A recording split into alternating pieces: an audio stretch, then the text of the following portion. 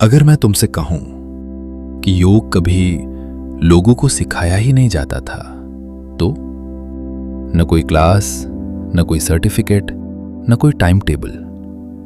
योग दिया जाता था सिर्फ एक व्यक्ति को, जब वो पूछने लायक बन जाता था।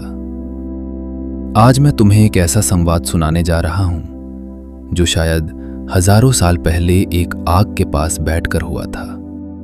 और अंत में मैं तुमसे एक ऐसा प्रश्न पूछूंगा जिसका उत्तर तुम्हारी पूरी जिंदगी बदल सकता है। ये कहानी है गुरु घेरंड और उनके शिष्य चंडकपाली की। घना जंगल, दूर बहती नदी की आवाज और बीच में एक छोटा सा आश्रम। कोई घंटी नहीं, कोई मंच नहीं, केवल एक गुरु, एक शिष्य और जलती हुई अग्नि। शिष्य चंडकपाली कई दिनों से मौन था। उसका शरीर थका हुआ था, मन अशांत था और भीतर एक ही प्रश्न जल रहा था। एक दिन उसने गुरु के चरणों में बैठकर कहा, गुरुदेव, मैं मंत्र पढ़ता हूं, व्रत रखता हूं, तीर्थ भी गया हूं, लेकिन भीतर कुछ बदल नहीं रहा। शरीर रोगी है, मन भटकता है। मुझे ऐसा योग बताइए जो मुझे बाहर से नहीं, भीतर से बदल दे। गुरु ने उत्तर नहीं दिया। उन्होंने केवल आग की लपटों को देखा। कई मिनट बीत गए। शिष्य घबराने लगा। क्या प्रश्न गलत था? क्या वो अयोग्य था? तभी गुरु बोले, चंडकपाली, योग कोई क्रिया नहीं है। योग एक यात्रा है, 7 सीढ़ियों की। पहली सीढ़ी है शरीर की शुद्धि। जब शरीर गंदा हो तो आत्मा का प्रकाश नहीं उतरता। इसीलिए पहले आता है षटकर्म, नेति, धौती, बस्ती, ताकि शरीर मंदिर बने। दूसरी सीढ़ी आसन, क्योंकि अस्थिर शरीर स्थिर मन नहीं दे सकता।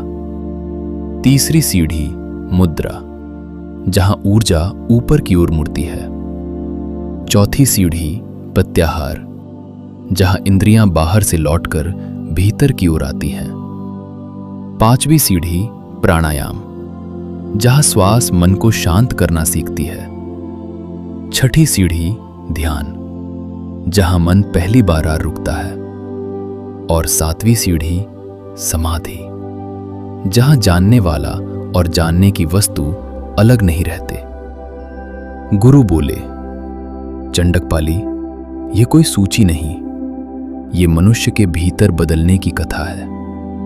पहले शरीर बदले, फिर श्वास, फिर मन और अंत में स्वयं। आज लोग तीसरी सीढ़ी से 7वीं पर कूदना चाहते हैं, इसीलिए शांति नहीं मिलती। शिष्य कुछ नहीं बोला। उसकी आंखें झुक गईं, क्योंकि उसे पहली बार पता चला कि योग करने की चीज नहीं, बनने की चीज है। अब उत्तर देना तुम्हारा काम है। तुम कहां से शुरू करोगे, शरीर से या मन से? क्योंकि जो सीढ़ी तुम छोड़ दोगे वहीं गिरोगे। ज्ञान डर से नहीं, प्रश्न से जन्म लेता है।